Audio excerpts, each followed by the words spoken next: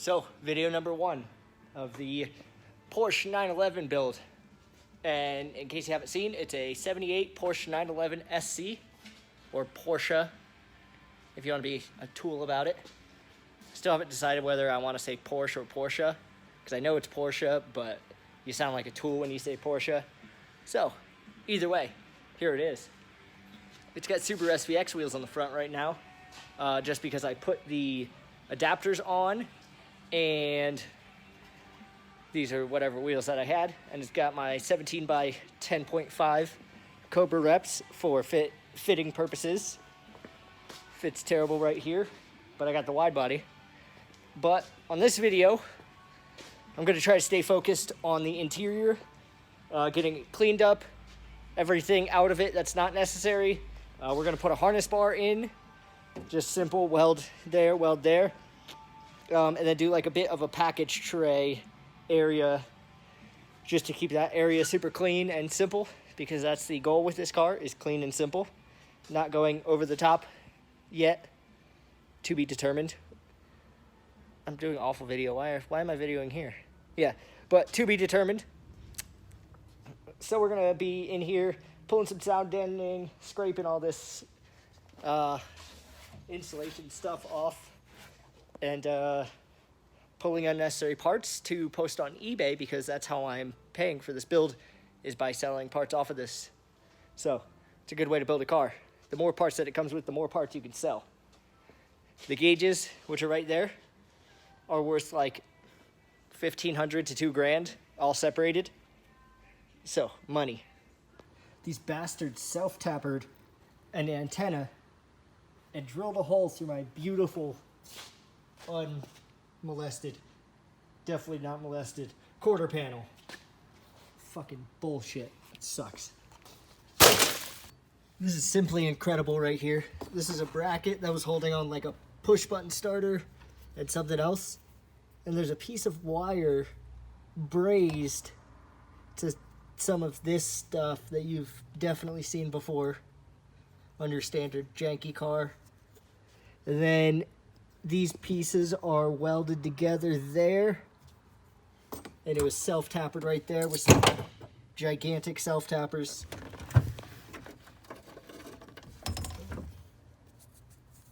Gigantic. Way too big for the job.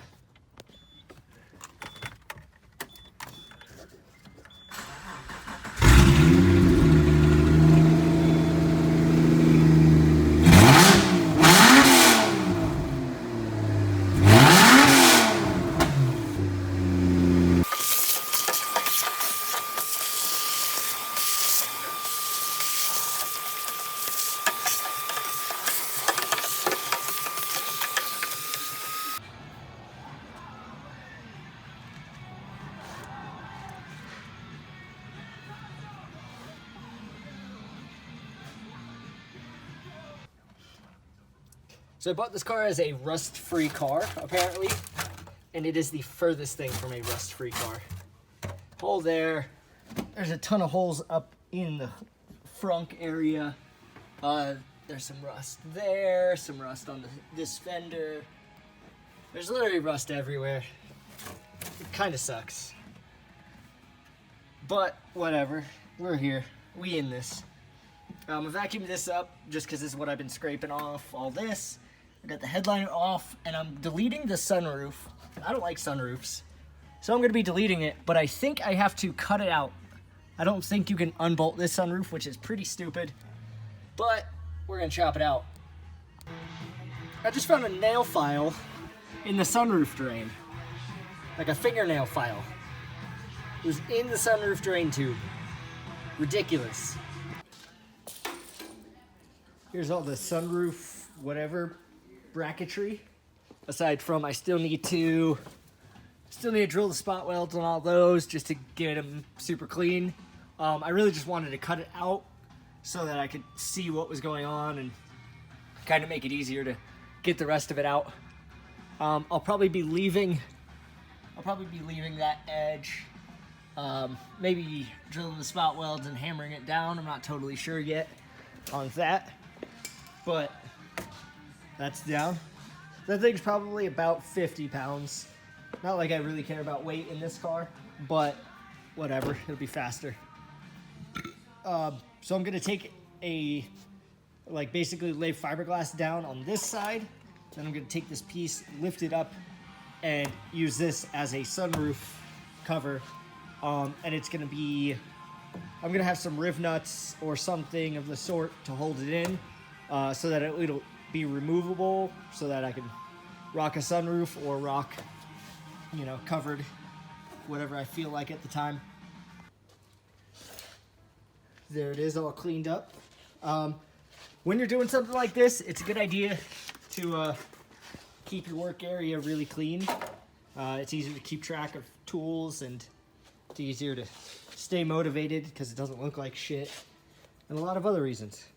10 of 10 would recommend. So I vacuumed it a little bit more.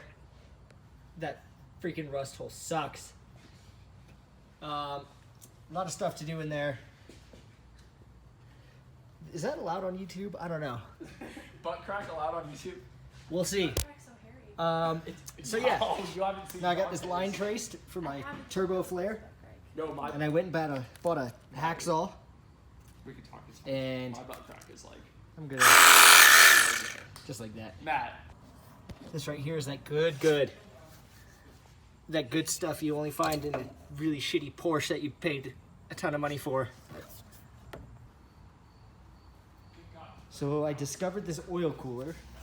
All of it's made out of copper, except maybe this, I don't know. I don't know what's going on. And then we just loop around. Just go whoop, and then back to the engine. 11 of 10 would recommend this oil cooler to a friend. The rears are cut, and I taped the flare on, and then also I lowered the torsion key, and I think that's about how it's gonna sit. About that ride height, it's gonna be pretty low. And then camber will be about there. About that much camber. The wheel is gonna be 11 wide, and I think a -5 offset with, the adapter, which is about 1.25 inches. Then I got the fronts cut. I'll show you there's the cut, and that is the best tool ever for cutting that. For cutting for wide body, hacksaw, great. Got this one taped up, so I need to lower the torsion bar on this one and figure out the wheel specs. It'll probably be a 9 or a 10 wide, 9, 9.5, 10, I don't know, something there. And that's getting filled. And right now I am dealing with this rust, so I'm just gonna cut away a bunch of stuff because we're gonna have a radiator up here anyways. There's a cross brace here that I can't cut. Suspension mounting point is there, so I need to fix a lot of that, along with right there. But basically I'll cut, right along there, and then a bit of the front for now, and then cut more later probably. Now with the car all cut for the flares and whatnot, working on the transmission. So this is the center diff housing. I think the center diff for the WRX trans goes right in there. With the rear engine conversion that I'm doing on the trans, the center diff gets a lockout. So basically, instead of it allowing power to come out this way or go back with a differential, it's a spool essentially.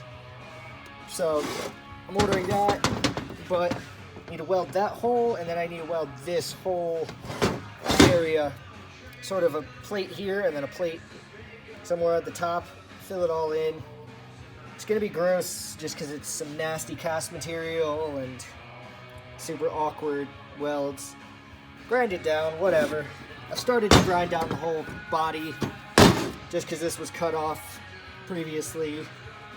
So just smoothing out all the edges and stuff, making it look pretty. So I'm gonna weld that in place, and then just set that on the trans because I'm still waiting on the reverse ring and pinion to come in. So that'll be a fun install.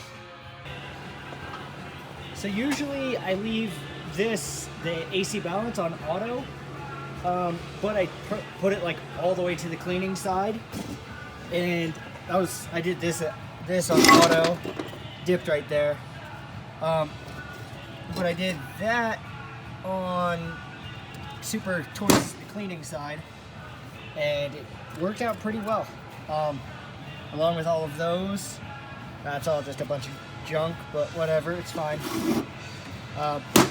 So now I'm just gonna grind this down, probably chop it off and grind it down, and then this piece is good to go, aside from, you know, being all dirty and gross, but we'll get to that later. And there's the finished product right there. Nice and sealed up. And this gets a plug that comes with the kit, like I was saying. Then all of that is going to be tucked way up under there. And then the shifter will go right above the torsion bar tube that's right there. Like that tube right there. The shifter will be right above it. And I'm gonna have to figure out how to adapt it to the stock shifter setup. Because basically you go stock shifter to the stock shifter rod, and then make it work to this thingy. So I talked to a media blaster today that does dustless blasting, which is where it's like mixed with water. It's a lot better for the metal because it doesn't build up heat or anything like that. It's 3 in the morning right now. I'm really tired, so sorry.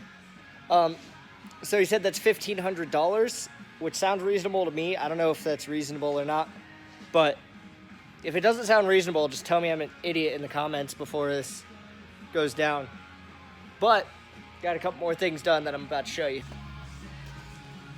So I got the front fenders pulled off. Basically right now, since I got the price from the media blaster, I'm prepping for him. So I'm gonna have the fenders off, I'm gonna have the doors off, I'm gonna have the tail off of the deck lid and the deck lid off of the car. The rest of the glass needs to come out. And then just anything that doesn't get blasted needs to come out or get covered. So I'll probably pull the rack or at least cover it up. I'm not sure. I'm gonna cut the dash because I'm going with the carbon fiber dash. So all this gets cut out.